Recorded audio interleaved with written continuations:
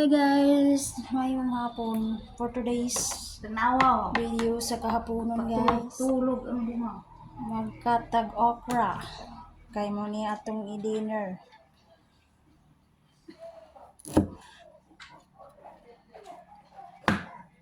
Ami kani guys kay hinarvest namo ni dito sa amo ang Garden na garden. yung tingog. Hinarvest namo ni sa among garden guys. Timing palit man may kay baligya man namo. Di naka harvest na jud sa among tanom. Mga tanan nga kauban na akmo. Itigong ra ko ali nana. Ha? Oh. Di kung magkugi lang jud ana jud tay mautan. Sama ani natagkonsultan kung magkugi lang tanom, di ba? Eh nagkuhay tumoy gidanlog na. Ko na lang sa tumoy oy. Sugon ganin na utan. Uy. Oh. Dami kay na siya gisahon. Or lauoy. Tagulan dag isda.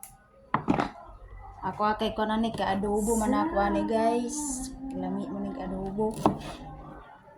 Kung imo manggungot ka ng lauoyon kay danlog siya.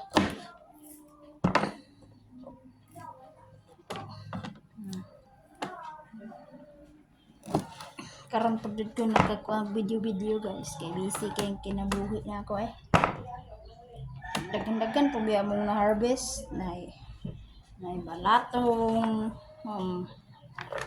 then may pitsay isulod na ang usudan kaysa mo palit pagka sa merkado nga pipila ra pud imuhang palit nga 5, 10 kaya tinimbang na dito kani kay purira ka mo manguha dahil ikaw rin pagtimbangan ra nila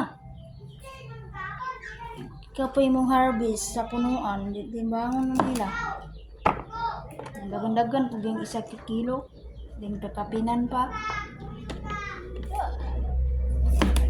lami kini siya na kung anong